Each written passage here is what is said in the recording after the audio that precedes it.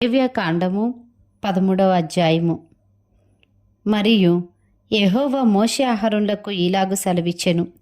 ఒకని దేహ చర్మమందు వాపుగాని పక్కుగాని నిగనిగలాడు మచ్చగాని ఉండి వాని దేహ చర్మమందు కుష్ఠపొడ వంటిది కనబడిన ఎడల యాజకుడైన అహరోను నొద్దకైనను యాజకులైన అతని కుమారులలో ఒకని యొద్దకైనను వాని తీసుకుని రావలెను. ఆ యాజకుడు వాని దేహ చర్మమందున్న ఆ పొడను చూడగా ఆ పొడ యందలి వెంట్రుకలు తెల్లబారిన ఎడలను, ఆ పొడ అతని దేహ చర్మము కంటే పల్లముగా కనబడిన ఎడలను అది కుష్టుపొడ. యాజకుడు వాని చూచి అపవిత్రుడని నిర్ణయింపవలెను. నిగనిగలాడు మచ్చ చర్మముల కంటే పల్లము కాక వాని దేహ చర్మమందు తెల్లగా కనబడిన ఎడలను, దాని వెంట్రుకలు తెల్లబారకున్న ఎడలను ఆ యాజకుడు 7 దినములు ఆ పొడగల వానిని కడగా ఉంచవలెను. 7వ నాడు యాజకుడు వానిని చూడవలెను. ఆ పొడ చర్మమందు వ్యాపింపక అట్లే ఉండిన ఎడల యాజకుడు మరి 7 దినములు వాని కడగా ఉంచవలెను. 7వ నాడు యాజకుడు రెండవసారి వాని చూడవలెను. అప్పుడు ఆ పొడ చర్మమందు వ్యాపింపక అదే తీరున ఉండిన ఎడల యాజకుడు వానిని పవిత్రుడని నిర్ణయింపవలెను. అది పక్కే, వాడు తన బట్టలు ఉదుగుకొని పవిత్రుడగును. అయితే వాడు తన శుద్ధి విషయము యాజకునికి కనబడిన తరువాత ఆ పక్కు చర్మమందు విస్తారముగా వ్యాపించిన ఎడల వాడు రెండవసారి యాజకునికి కనబడవలెను. అప్పుడు ఆ పక్కు చర్మమందు వ్యాపించిన ఎడల యాజకుడు వాడు అపవిత్రుడని నిర్ణయింపవలెను. కుష్టుపొడ ఒకనికి కలిగిన ఎడల యాజకుని యొద్దకు వానిని తీసుకుని రావలెను. యాజకుడు వాని చూడగా తెల్లని వాపు చర్మమందు కనబడిన ఎడలను, అది వెంట్రుకలను తెల్లబారిన ఎడలను, వాపులో పచ్చి మాంసము కనబడిన ఎడలను, అది వాని దేహ చర్మమందు పాతదైన కుష్ఠము గనుక యాజకుడు వాడు అపవిత్రుడని నిర్ణయింపవలెను. వానిని కడగా ఉంచకూడదు, వాడు అపవిత్రుడు. కుష్ఠము చర్మమందు విస్తారముగా పుట్టినప్పుడు యాజకుడు చూచినంతవరకు ఆ పొడగలవాని తల మొదలుకొని పాదముల వరకు కుష్ఠము వాని చర్మమంతయు వ్యాపించి ఉండిన ఎడల యాజకుడు వానిని చూడవలెను. ఆ కుష్ఠము వాని దేహమంతటా వ్యాపించిన ఎడల ఆ పొడగలవాడు పవిత్రుడని నిర్ణయింపవలెను. వాని ఒళ్ళంతయు తెల్లబారెను, వాడు పవిత్రుడు. అయితే వాని ఎంట పచ్చిమాంసము కనబడు దినమున వాడు అపవిత్రుడు. యాజకుడు ఆ పచ్చిమాంసమును చూచి వాడు అపవిత్రుడని నిర్ణయింపవలెను. ఆ పచ్చిమాంసము అపవిత్రమే, అది కుష్ఠము. అయితే ఆ పచ్చిమాంసము ఆరి తెల్లబారిన ఎడల వాడు యాజకుని యొద్దకు రావలెను. యాజకుడు వాని చూడగా ఆ పొడ తెల్లబారిన ఎడల యాజకుడు ఆ పొడ పవిత్రమని నిర్ణయింపవలెను. వాడు పవిత్రుడు. ఒకని దేహ చర్మమందు పుండు పుట్టి మానిన తరువాత ఆ పుండుండిన చోటను తెల్లని వాపైనను తెలుపుతో కూడిన ఎరుపు రంగు గల పొడగాని నిగనిగలాడు తెల్లని పొడగాని పుట్టిన ఎడల యాజకునికి దాని కనుపరచవలెను.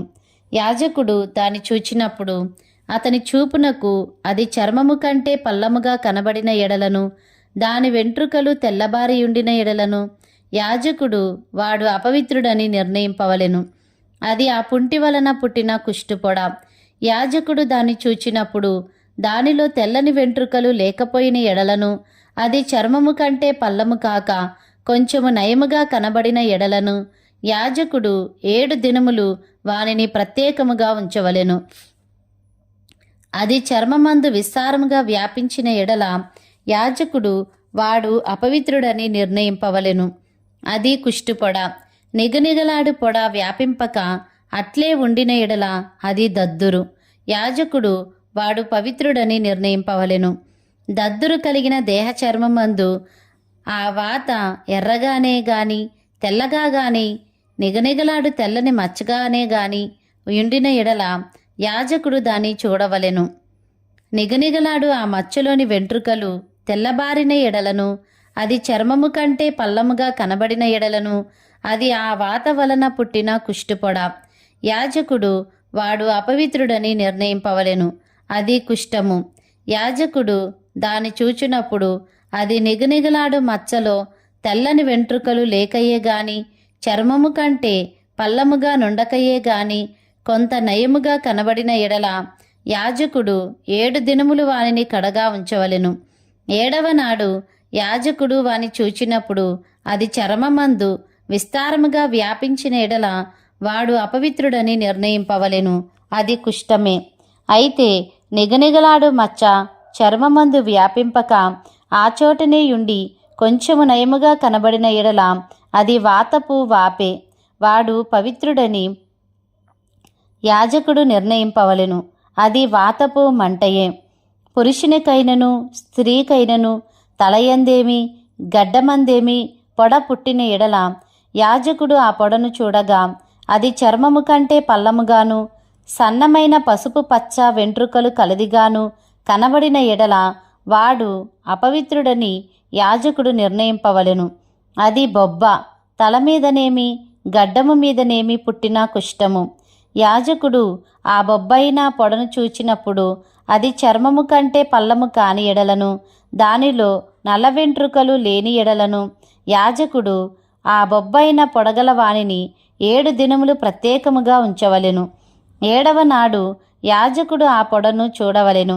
ఆ బొబ్బ వ్యాపింపక ఉండిన ఎడలను దానిలో పసుపు పచ్చ వెంట్రుకలు లేని ఎడలను చర్మము కంటే పల్లము కాని ఎడలను వాడు క్షౌరము చేసుకొనవలెను గాని ఆ బొబ్బ క్షౌరము చేయకూడదు. యాజకుడు బొబ్బగల వానిని మరి 7 దినములు ప్రత్యేకముగా ఉంచవలెను. 7వ నాడు యాజకుడు ఆ బొబ్బను చూడగా అది చర్మమందు బొబ్బ వ్యాపింపక చర్మము కంటే పల్లము కాక ఉండిన ఎడల యాజకుడు వాడు పవిత్రుడని నిర్ణయింపవలెను. వాడు తన బట్టలు ఉదుక్కొని పవిత్రుడగును. వాడు పవిత్రుడని నిర్ణయించిన తరువాత బొబ్బ విస్తారముగా వ్యాపించిన ఎడల యాజకుడు వాని చూడవలెను. అప్పుడు ఆ మాద వ్యాపించి ఉండిన ఎడల యాజకుడు పసుపు పచ్చ వెంట్రుకలను వెదకనక్కరలేదు. వాడు అపవిత్రుడు. అయితే నిలిచిన ఆ మాదలో నల్ల వెంట్రుకలు పుట్టిన ఎడల ఆ మాద బాగుపడెను. వాడు పవిత్రుడు. యాజకుడు వాడు పవిత్రుడని నిర్ణయింపవలెను. మరియు పురుషుని దేహపు చర్మమందేమి స్త్రీ దేహపు చర్మమందేమి నిగనిగలాడు మచ్చలు అనగా నిగనిగలాడు తెల్లని మచ్చలు పుట్టిన ఎడల యాజకుడు వానిని చూడవలెను. వారి దేహ చర్మమందు నిగనిగలాడు మచ్చలు వాడియుండిన ఎడల అది చర్మమందు పుట్టిన ఒక పొక్కు. వాడు పవిత్రుడు. తల వెంట్రుకలు రాలినవాడు బట్టతలవాడు అయినను వాడు పవిత్రుడు. ముఖము వైపున తల వెంట్రుకలు రాలినవాడు బట్ట నొసటివాడు. వాడు పవిత్రుడు. అయినను బట్టతల ఎందే గాని బట్ట నొసటి అందే గాని ఎర్రగా నుండు తెల్లని పొడ పుట్టిన ఎడల అది వాని బట్టతల ఎందైనను బట్ట నొసటి ఎందైనను పుట్టిన కుష్ఠము. యాజకుడు వానిని చూడవలెను. కుష్ఠము దేహచర్మమందు కనబడునట్లు ఆ పొడ వాపు చూపునకు వాని బట్టతల ఎందైనను వాని బట్ట నొసటి ఎందైనను ఎర్రగా నుండు తెల్లని పొడయైన ఎడల వాడు కుష్ఠరోగి. వాడు అపవిత్రుడు. యాజకుడు వాడు బొత్తిగా అపవిత్రుడని నిర్ణయింపవలెను. వాని కుష్ఠము వాని తలలోనున్నది. ఆ పొడగల కుష్ఠరోగి వస్త్రములను చింపివేయవలెను. వాడు తల విరియబోసుకొనవలెను. వాడు తన పై పెదవిని కప్పుకొని అపవిత్రుడను అపవిత్రుడను అని బిగ్గరగా పలుకువలెను. ఆ పొడ వానికి కలిగిన దినములన్నీయు వాడు అపవిత్రుడై ఉండును. వాడు అపవిత్రుడు గనుక ప్రత్యేకముగానే నివసింపవలెను. వాని నివాసము పాళెమునకు వెలుపల ఉండవలెను. మరియు కుష్ఠపొడ వస్త్రమందు కనబడినప్పుడు అది గొర్రె వెంట్రుకల బట్టయందేమి నారబట్టయందేమి నారతోనే గాని వెంట్రుకలతోనే గాని నేసిన పడుగునందేమి పేకయందేమి తోలునందేమి తోలుతో చేయబడు ఏ యొక్క వస్తువునందేమి పుట్టి ఆ పొడ ఆ బట్టయందేమి ఆ తోలునందేమి ఆ పేకయందేమి తోలుతో చేయబడిన వస్తువునందేమి పచ్చదాలుగానే గాని ఎర్రదాలుగానే గాని కనబడిన ఎడల అది కుష్ఠుపొడ. యాజకునికి దాని కనుపరచవలెను. యాజకుడు ఆ పొడను చూచి పొడగల వాటిని 7 దినములు ప్రత్యేకముగా ఉంచవలెను. 7వ నాడు అతడు ఆ పొడను చూడవలెను. అప్పుడు ఆ వస్త్రమందు అనగా పడుగునందే గాని పేకయందే గాని తోలునందే గాని తోలుతో చేసిన వస్తువునందే గాని ఆ పొడ వ్యాపించినెడల అది కొరుకుడు కుష్టము, అది అపవిత్రము. కావున అతడు ఆ పొడ దేనిలో ఉన్నదో ఆ వస్త్రమును నారతోనేమి వెంట్రుకలతోనేమి చేసిన పడుగును పేకను తోలుతో చేసిన ప్రతి వస్తువును అగ్నితో కాల్చివేయవలెను. అది కొరుకుడు కుష్టము, అగ్నితో దాన్ని కాల్చివేయవలెను. అయితే యాజకుడు చూచినప్పుడు ఆ పొడ ఆ వస్త్రమందు అనగా పడుగునందేమి పేకయందేమి తోలుతో చేసిన మరి దేనియందేమి వ్యాపింపకపోయిన ఎడల యాజకుడు ఆ పొడగల దానిని ఉదకనాజ్ఞాపించి మరి 7 దినములు దానిని విడిగా ఉంచవలెను. ఆ పొడగల దానిని ఉదికిన తరువాత యాజకుడు దానిని చూడవలెను. ఆ పొడ మారకపోయినను వ్యాపింపకపోయినను అది అపవిత్రము. అగ్నితో దానిని కాల్చివేయవలెను. అది లోవైపున గాని పైవైపున గాని పుట్టినను కొరుకుడు కుష్టముగా ఉండును. యాజకుడు దానిని చూచినప్పుడు వస్త్రము ఉదికిన తరువాత ఆ పొడ వాడియుండిన ఎడల అది ఆ వస్త్రములో ఉండినను తోలులో ఉండినను పడుగులో ఉండినను పేకలో ఉండినను యాజకుడు వాటిని చింపివేయవలెను. అటు తరువాత అది ఆ వస్త్రమందే గాని పడుగునందే గాని పేకయందే గాని తోలుతో చేసిన దేనియందే గాని కనబడిన ఎడల అది కొరుకుడు కుష్టము. ఆ పొడ దేనిలోనున్నదో దానిని అగ్నితో కాల్చివేయవలెను. ఏ వస్త్రమునే గాని పడుగునే గాని పేకనే గాని తోలుతో చేసిన దేనినే గాని ఉదికిన తరువాత ఆ పొడ వదిలిన ఎడల 2వ మారు దానిని ఉదుకవలెను. అప్పుడు అది పవిత్రమగును. బొచ్చు బట్టయందే గాని నారబట్టయందే గాని పడుగునందే గాని పేకయందే గాని తోలు వస్తువులు ఎందే గాని ఉండు కుష్ఠపొడను గూర్చి అది పవిత్రమని అపవిత్రమని నీవు నిర్ణయింపవలసిన విధి ఇదే. లేవియకాండము 14వ అధ్యాయము. మరియు యెహోవా మోషేకు ఇలాగు సెలవిచ్చెను. కుష్ఠరోగి పవిత్రుడని నిర్ణయించిన దినమున వాని గూర్చిన విధి ఏదనగా యాజకుని యొద్దకు వానిని తీసుకొని రావలెను. యాజకుడు పాళెము వెలుపలికి పోవలెను. యాజకుడు వాని చూచినప్పుడు కుష్ఠపొడ బాగుపడి కుష్ఠరోగిని విడిచిన ఎడల యాజకుడు పవిత్రత పొందగోరువాని కొరకు సజీవమైన 2 పవిత్ర పక్షులను దేవదారు కర్రను రక్తవర్ణము గల నూలును హిస్సోపును తెమ్మని ఆజ్ఞాపింపవలెను.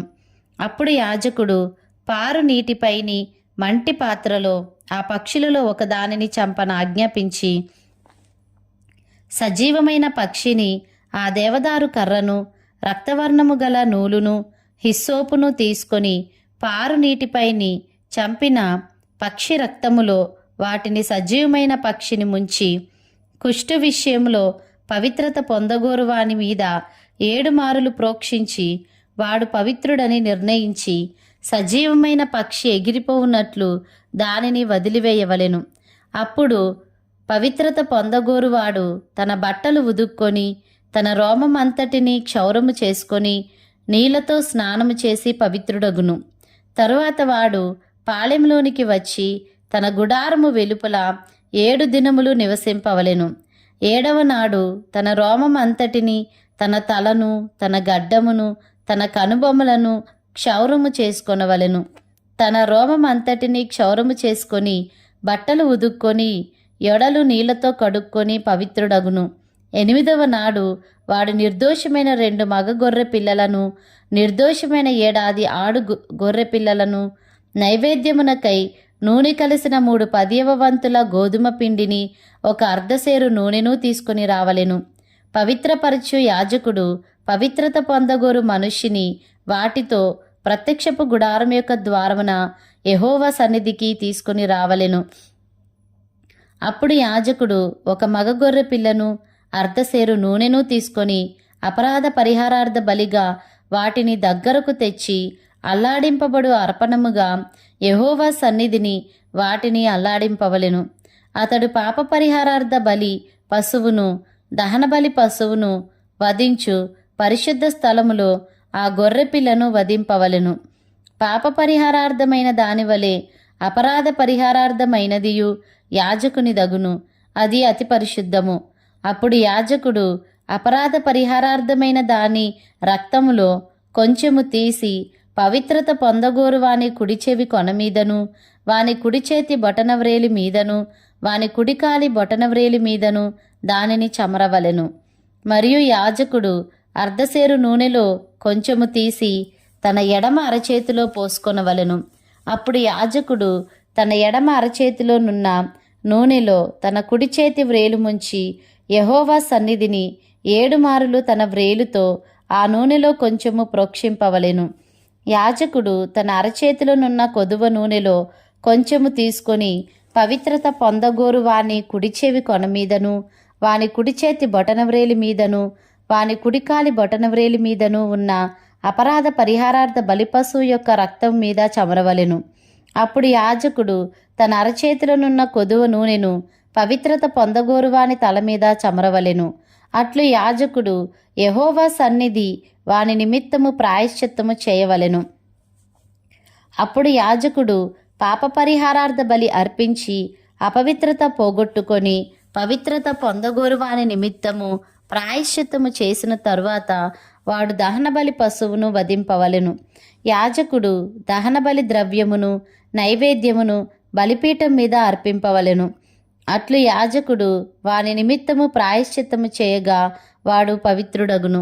వాడు బీదవాడై పై చెప్పినదంతయు తేజాలని ఎడల తన నిమిత్తము ప్రాయశ్చిత్తము కలుగుటకై వాడు అల్లాడించుటకు అపరాధ పరిహారార్థ బలిగా ఒక గొర్రె పిల్లను నైవేద్యముగా తూములో 10వ వంతు నూనెతో కలిసిన గోధుమ పిండిని ఒక అర్ధసేరు నూనెను వారికి దొరకగల 2 తెల్ల గువ్వలనే గాని 2 పావురపు పిల్లలనే గాని అనగా పాప పరిహారార్థ బలిగా ఒకదానిని దహన బలిగా ఒకదానిని తీసుకుని రావలెను.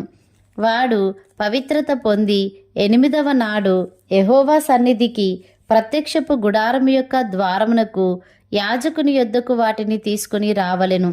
యాజకుడు అపరాధ పరిహారార్థ బలియగు గొర్రెపిల్లను అర్ధసేరు నూనెను తీసుకొని అల్లాడించు అర్పణముగా యెహోవా సన్నిధిని వాటిని అల్లాడింపవలెను. అప్పుడతడు అపరాధ పరిహారార్థ బలియగు గొర్రెపిల్లను వధింపవలెను. యాజకుడు ఆ అపరాధ పరిహారార్థ బలిపశువు యొక్క రక్తములో కొంచెం తీసుకొని పవిత్రత పొందగోరు వాని కుడి చెవి కొన మీదను, వాని కుడి చేతి బొటనవ్రేలి మీదను, వాని కుడికాలి బొటనవ్రేలి మీదను దానిని చమరవలెను. మరియు యాజకుడు ఆ నూనెలో కొంచెము తన ఎడమ అరచేతిలో పోసుకొని తన ఎడమ చేతిలో నున్న ఆ నూనెలో కొంచెము తన కుడివ్రేలుతో యెహోవా సన్నిధిని 7 మారులు ప్రోక్షింపవలెను. మరియు యాజకుడు తన అరచేతిలోనున్న నూనెలో కొంచెము పవిత్రత పొందగోరు వాని కుడి చెవి కొన మీదను, వాని కుడి చేతి బొటనవ్రేలి మీదను, వాని కుడికాలి బొటనవ్రేలి మీదను ఆ అపరాధ పరిహారార్థ బలిపశువు యొక్క రక్తమున్న చోటను వేయవలెను. యాజకుని అరచేతిలోనున్న కొదువ నూనెను అతడు పవిత్రత పొందగోరు వానికి యెహోవా సన్నిధిని ప్రాయశ్చిత్తము కలుగజేయుటకు వాని తల మీద పోయవలెను. అప్పుడు వానికి దొరకగల ఆ తెల్ల గువ్వలలోనే గాని పావురపు పిల్లల్లోనే గాని ఒకదాని నర్పింపవలెను. తన నైవేద్యము గాక వాటిలో తనకు దొరకగల పాప పరిహారార్థ బలిగా ఒకదానిని దహన బలిగా ఒకదానిని అర్పింపవలెను. అట్లు యాజకుడు పవిత్రత పొందగోరు వారి నిమిత్తము యెహోవా సన్నిధిని ప్రాయశ్చిత్తము చేయవలెను. కుష్టుపొడ కలిగినవాడు పవిత్రత పొందదగిన వాటిని సంపాదింపలేని ఎడల వాని విషయమైన విధి ఇదే.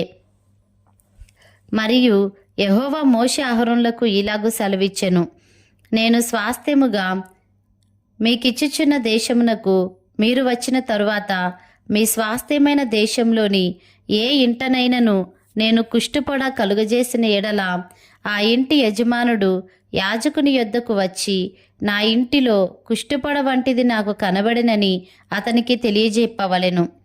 అప్పుడు ఆ ఇంటనున్నది యావత్తును అపవిత్రము కాకుండునట్లు యాజకుడు ఆ కుష్టుపొడను చూచుటకు రాకమునుపు అతడు ఆ ఇల్లు వట్టిదిగా చేయని ఆజ్ఞాపింపవలెను. ఆ తరువాత యాజకుడు ఆ ఇల్లు చూచుటకై లోపలికి వెళ్ళవలెను. అతడు పొడ చూచినప్పుడు ఆ పొడ ఇంటి గోడలయందు పచ్చదాలుగానైనను ఎర్రదాలుగానైనను ఉండు పల్లపు చారగలదై గోడ కంటే పల్లముగా ఉండినేడల యాజకుడు ఆ ఇంట నుండి ఇంటి వాకిటికి బయలు వెళ్ళి ఆ ఇల్లు 7 దినములు మూసి ఉంచవలెను. 7వ నాడు యాజకుడు తిరిగి వచ్చి దానిని చూడవలెను. అప్పుడు ఆ పొడ ఇంటి గోడలయందు వ్యాపించినదైన ఎడల యాజకుని సెలవు చొప్పున ఆ పొడగల రాళ్లను ఓడదీసి ఊరి వెలుపలనున్న అపవిత్ర స్థలమున పారవేయవలెను. అప్పుడతడు ఆ ఇంటి లోపలను చుట్టూ గోడలను గీయింపవలెను.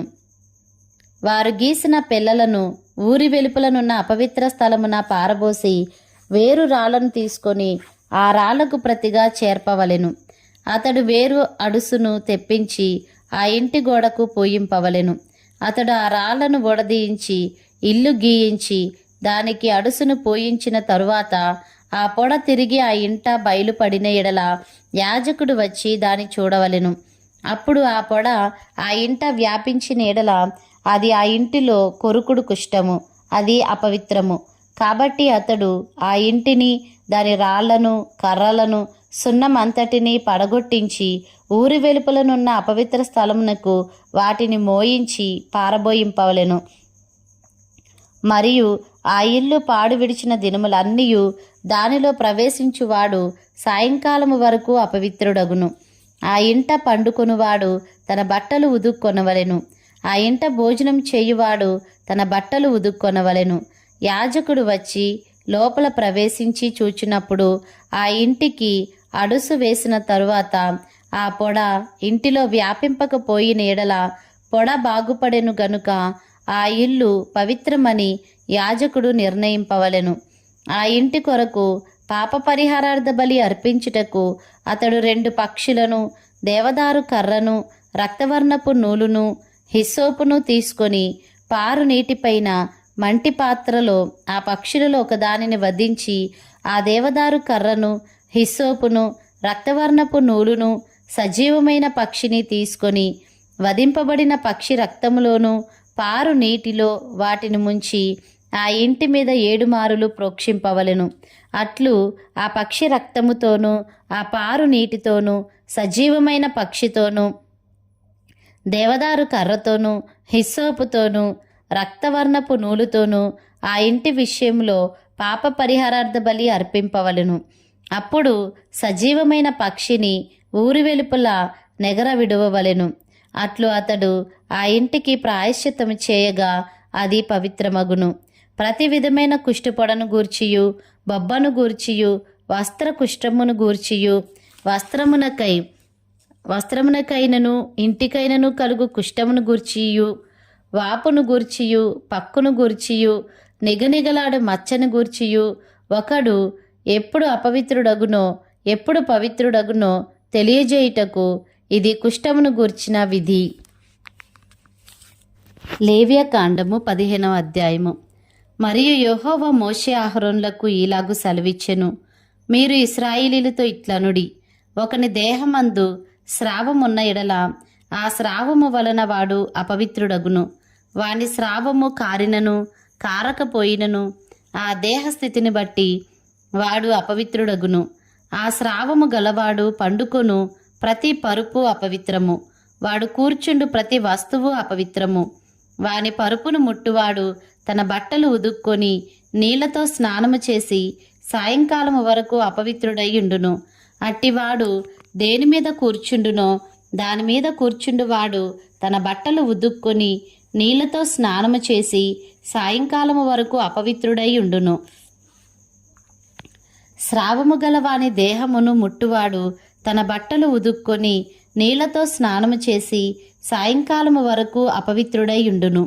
స్రావము గలవాడు పవిత్రుని మీద ఉమ్మివేసిన ఎడల వాడు తన బట్టలు ఉదుక్కొని నీళ్లతో స్నానము చేసి సాయంకాలము వరకు అపవిత్రుడై ఉండును.